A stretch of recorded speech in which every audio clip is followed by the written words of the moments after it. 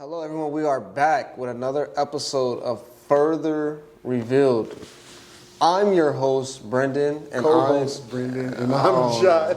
And I'm Josh.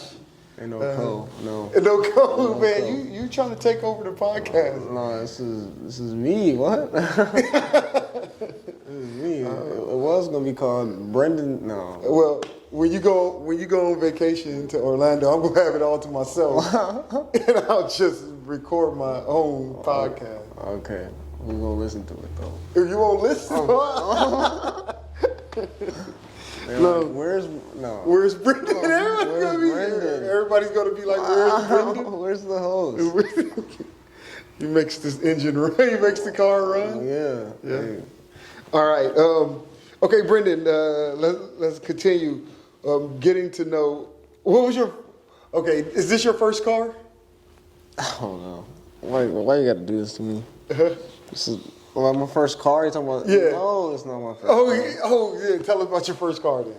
All right, my first car. No, I don't want to talk about. Okay, whatever. Yeah, I had a van given to me by my grandma. I had it was a Dodge Caravan, and man, that Dodge Caravan was sweet. Yeah, oh my gosh. It didn't have a single roach in it. Did it have roaches? Actually, it did. Oh my gosh, it did have roaches.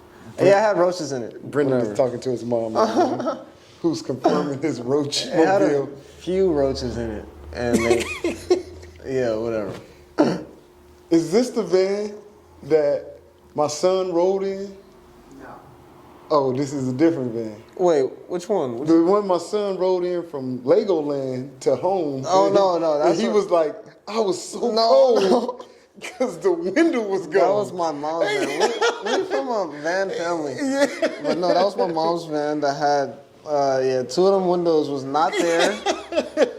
And y'all set my son by the window. Where the hospitality at? Hey. It was a hot day. It was that hot, man. The nighttime came and he was like, and I was actually super cold. He was like, Dad, I was so cold. Are we trying to condition him or something?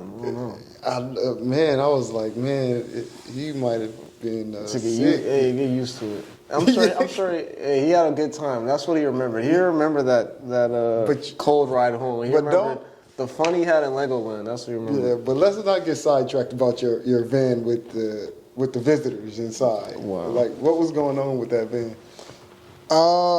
What, the roaches?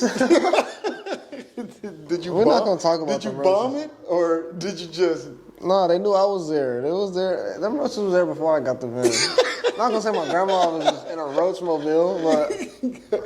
Yeah, I don't know. That was your first car? That was my first van, and I had that van probably, I don't know, not even that long. I was racking up tickets. Cause I was staying with my aunt, and yeah, she stayed in an apartment complex that had no parking. Did the van have tags? Oh, I didn't have tags either, but I never got a ticket for that though. Yeah, them tags was old. It was like, so I had that van probably like in 2017 or something, and I had like 2014 tags. Yeah, did not have the right tags. But we're not gonna talk about that.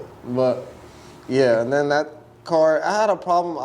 I think it didn't have any steering fluid or none or something. So I could never get that workout in. Yeah, exactly. And then one time I parked it on the corner, cause I have no brain.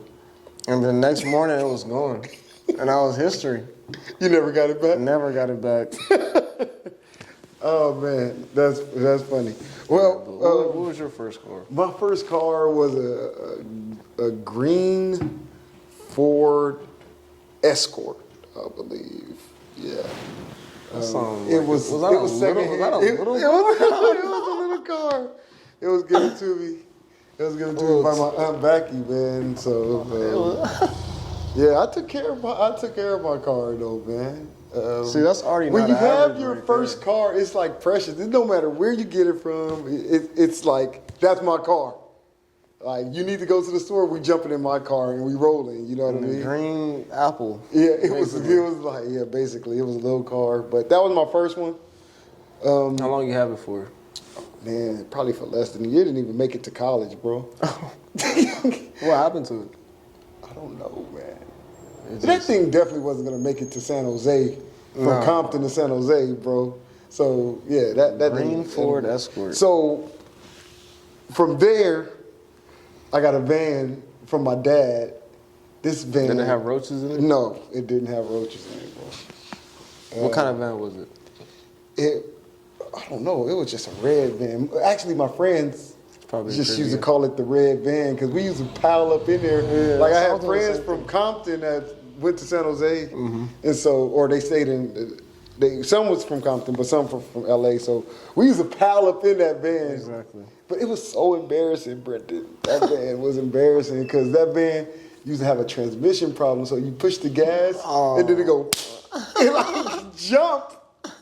And then it's good after that though.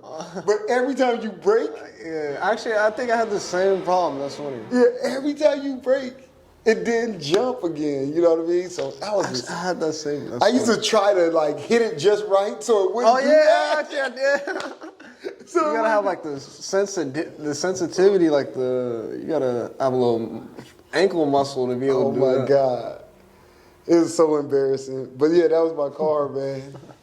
We used to drive it back and forth. That car was so raggedy though, Brendan. I don't even know.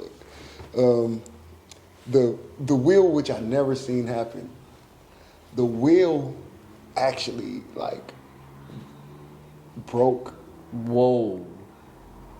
So And you're still here. yeah, the front driver's side tire, the rim broke. So the tire. You're like in a Flintstone car or something. So think about where you have your like the bolts or whatever that go around the rim. Yeah. Think about that still being on, but the tire not, but the rest of the rim was not While you were driving. while I was driving. So it just.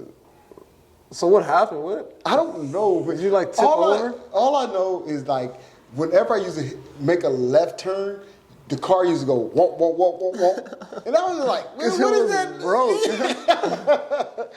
I'm like, "What is that noise?" But then once you straighten it out, it was gone. You know what I mean? And so you try to adjust that. So when I was making my left turn, I was turning real slow. You know what I mean?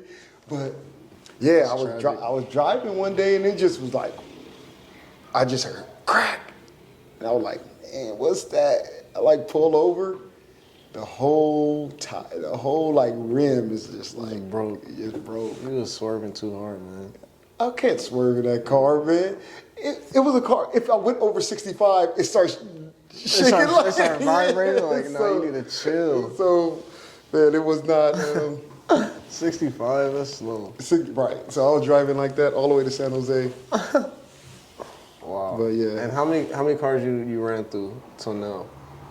You've had this van for quite a Yeah. while. So now I have a van because I have 3 kids. So. You have to. So we gotta have by the pallet. choice. Yeah, not just like we have 3 kids, but then the whole church we want to ride with you. So, so now we have to have a van. So we had that one for a long time, but when I came back, Angel had a Scion, which we ended up trading in because the Scion was just too expensive. Those tires were just too expensive. And remember, I didn't have no job, man. You can't. If it comes between paying for Captain Crunch or some tires, we chose Captain Crunch. So we had to turn it in. Captain Crunch. But yeah, we turned that one in, and then from there we just had like crossover. Then we had an SUV. As we had more kids, the car got bigger, longer. yeah. Better. So that's how we ended up with a van now. So, Okay. but What the was kids are getting older, so hopefully we can move out of that van to a regular car pretty soon. Hopefully. Oh dang! So new car? No, not in the near future though. Oh, okay. You see me, I'm on an electric bike, man. Oh yeah. Well, you got the bike. Yeah, I got the bike. Oh dang! So you taking that to work? Yeah. So How long does it take you? 45. Whoa. You had any like near accidents or anything like that? Not on the e-bike. When I was regular biking, I did. Though. Oh damn. Yeah. How The fast- e-bike, I'm just out, man. I'm just like 28 miles per hour. Oh, okay. Dang. But I don't have to pedal real hard. It's not like I'm getting Like a workout in or anything? man. All I gotta do is pedal to keep the motor going. That's all. Man, that sounds kind of lit to me. Yeah. That's cool. What was your first job? My first job was actually working in a warehouse. I worked my 12th grade year in the school district warehouse kind of work study program because I didn't have nothing to do the second half of my day for a 12th grade year. So I got a job working there. I feel it. So let's transition and talking about like what's going on in like now. Now, So I guess we just quickly talk about like so right now we're in 1 Samuel okay. and we've been in 1 Samuel. You said we've been there for a long time, but it has been 6 months though, right?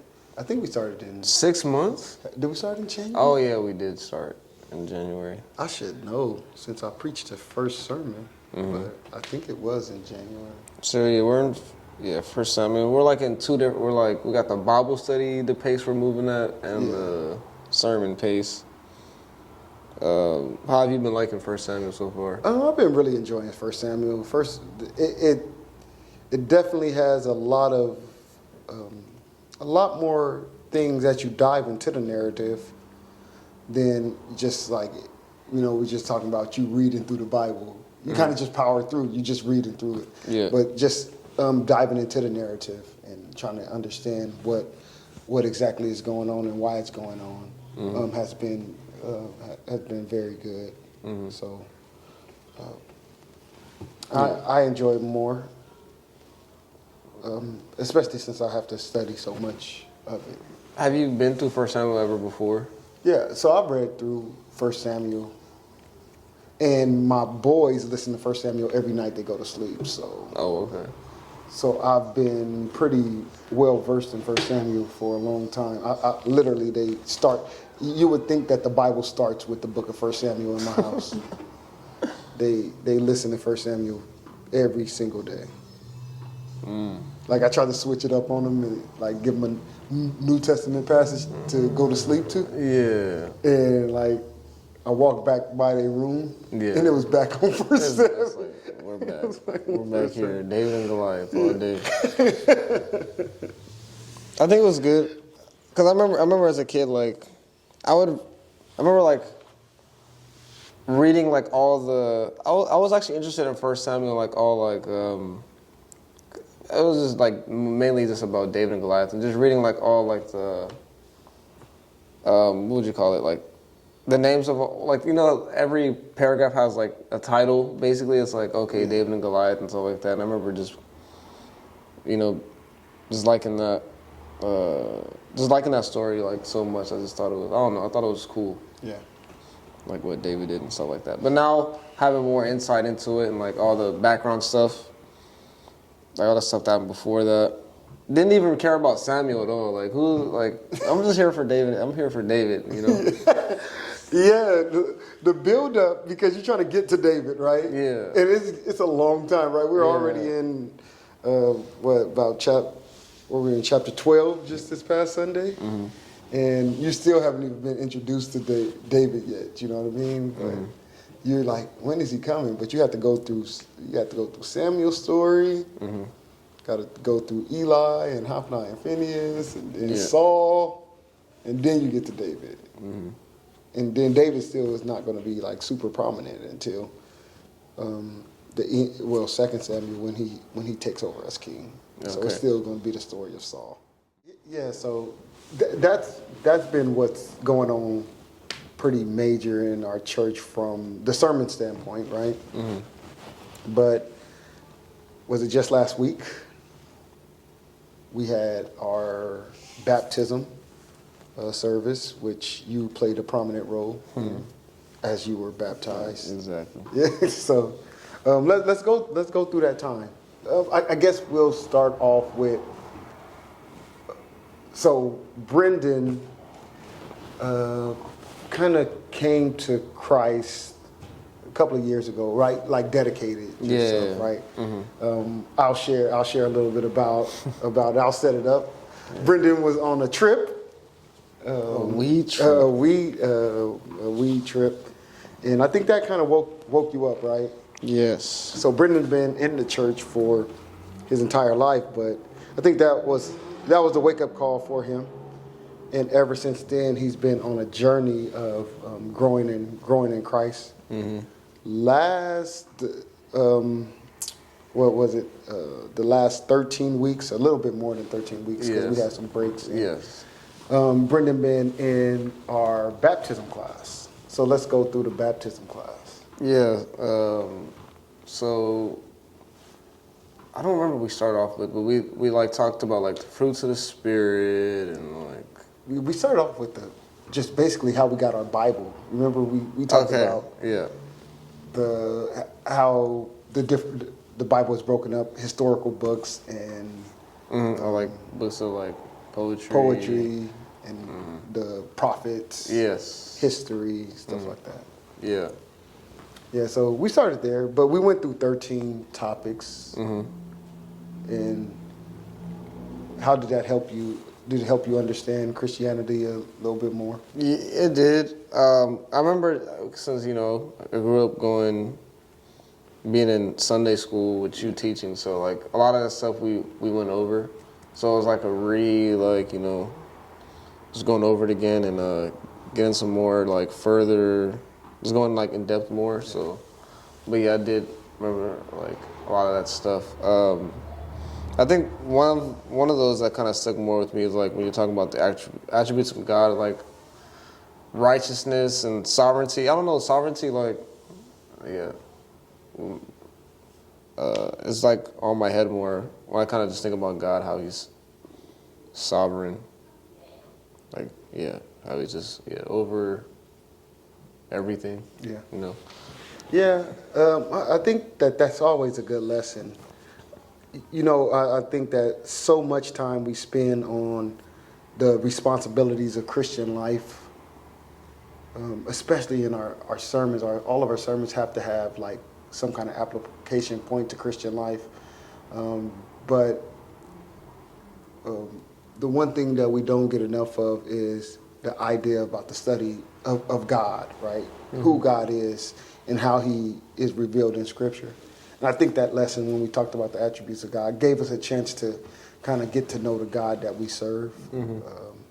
And so being able to talk about his attributes like his sovereignty gives us a better understanding of how God decided to reveal himself to us. We take that and then we kind of start to shape our worldview around his attributes.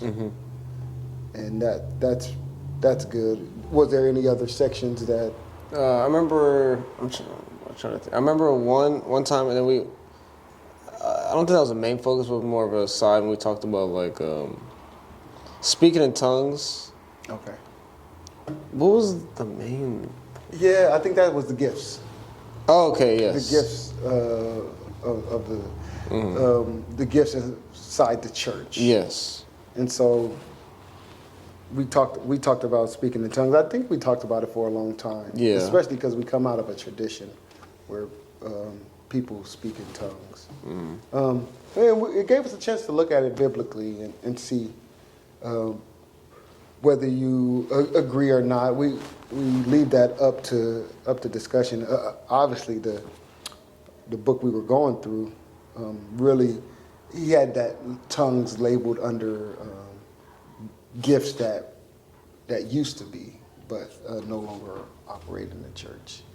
But kind of what we see in a lot of traditions is that people still do it. But I think the Bible is clear about what speaking in tongues is, and then how the Spirit operates. I think things should be done in decent and in order, right? So I think Paul was saying that if everybody is speaking in tongues, then an outsider can come in and be like, what's going on here? Like everybody's just blabbering. Yeah. But we also study that tongues are actually another language that should be interpreted. You know Yes. what I mean? So. I'm trying to. Yeah, I don't know why. Like that one kind of stuck with me. Like when we talked about the attributes of God. I think that one probably stuck with you because I think we talked for a couple of weeks on those spiritual gifts. Yeah. And did we do one just like about we did one about like what salvation is? Yeah. How it's a gift. How it's like, I didn't. You can't earn salvation. Yeah. So the whole Ephesians chapter 2, where salvation, it's a gift from God. Nobody can boast about being saved because it's not. You didn't work. You didn't earn it. You didn't earn it. Okay, so we went through that. We had two people, like you went through that with Smack. With Smack, Yeah. yep.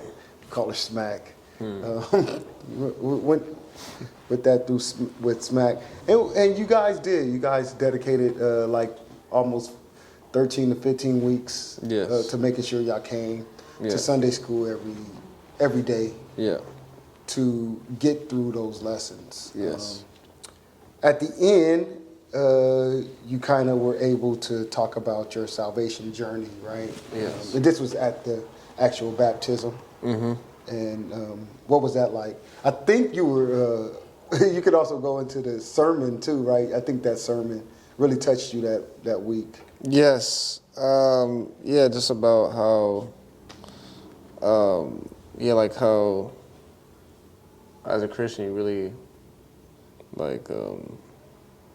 Really, if it wasn't this, I'd be able to really talk about it. But it was. I know it was more. It was basically about how as a Christian you have to be focused because there's like the opposition is real. Like your flesh and.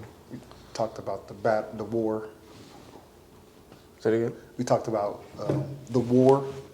Yes. That Christianity is a war. It's a war, and it's a spiritual war. Yeah.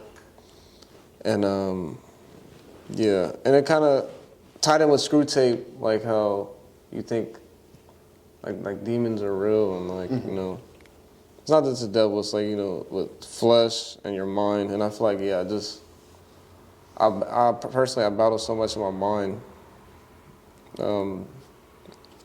It can just be so easily distracted. So. Man, that sermon was so good. It's just not registering right now. It's not registering right now. So, what about the actual ceremony for the baptism? Were you nervous? I was a little nervous because Felt like it was a big life step. Yes. Like, I would always kind of think about baptism. And honestly, I was like, should I even get baptized? Because I just think, I'm saved already. I don't, need to get it. So I guess I'll just think, why is it important? But, now I know, it's important because I have to show, the world, that I'm saved. Yeah. And I have the option to do that. The thief on the cross didn't have the option to get baptized. Yeah. But I can actually get baptized. So might as well take advantage of that. And I would be in my mind too, the thief on the cross he's still saved. Yeah. So it's why do I have to? That would just be on my mind. But yeah. But I was nervous, and I felt like it was a little relief off my chest. I'll start crying and everything. I don't ever cry. Yeah, you know, I think that was a great to see your emotion. You know what I mean? It's something that should, like, some kind of emotion should well up inside of us. I know when I was about to be ordained as an elder in the church, I know I felt really really nervous. You know what I mean? But you know that this is part of your journey through Christianity, right? You have these different times where you have to go through ceremonies, and ceremonies that really mean a lot. But watching you go through the baptism ceremony was very encouraging, because it's kind of a sobering to see you, someone who's not very expressive, be expressive, and be emotionally expressive in your confession of Jesus Christ. So that was good to see, because I mean those things point to, you know, the change that's happening on the inside. Yes. Yeah, but and I'm happy, and also it's been on my mind also. You know, about being baptized. Well, I know I was baptized, but I still I still have much more growing to do. Yeah. I still, you know, I'm not perfect at all, and still a lot of things I need to learn, and everything. So, yeah, I just gotta. Yeah. Now it's like really like I don't know. It's like it's on to like really be focused. Yeah. You know, and then I guess the other aspect that we have is like you being a young man and making this commitment. And Smack is young. Y'all both are in y'all mid-20s. And you guys are making this commitment. You know, I always feel like it's, you know, it might be easier to make those kind of commitments when you are like super young. Okay. Like Joshua and Camden's age, you know what I mean? You can, and then also when people are older and they experience more of life, like set in their ways, kind of. Yeah, but then you got you being young and having all kind of options in this world, and then you're choosing Christ. Do you feel a sense of contentment? Yes. Yeah, there's a sense of contentment knowing that I'm going to heaven. Yeah. And I don't. I mean, sense of contentment, like, what, just like that I'm saved at this age, I guess? Yeah.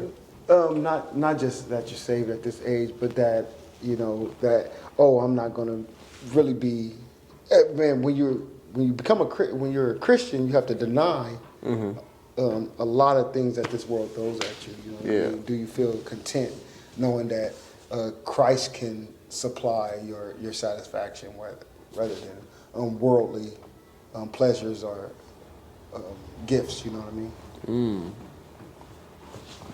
I'd say yes. But I guess I feel like I still struggle with like, you know, I guess being consistent. I don't know. Yeah, I mean that will come as you become a man of focus, right? Yeah, you know, we all need to be. I guess it comes full circle. Yeah, we have to be a man of intense focus. Exactly. But we'll end it right there, though, Brendan. I think we're running out of our time, but. Yeah, I think that this is a good session, and you know we'll come back to it here and there, and we'll come back to my story here and there. I think as people get to know us, they'll get to know the things that we've been through. So sounds good. So you want to end us out? Yeah, stay tuned with our podcast. We're gonna come. You're gonna learn more about us, and oh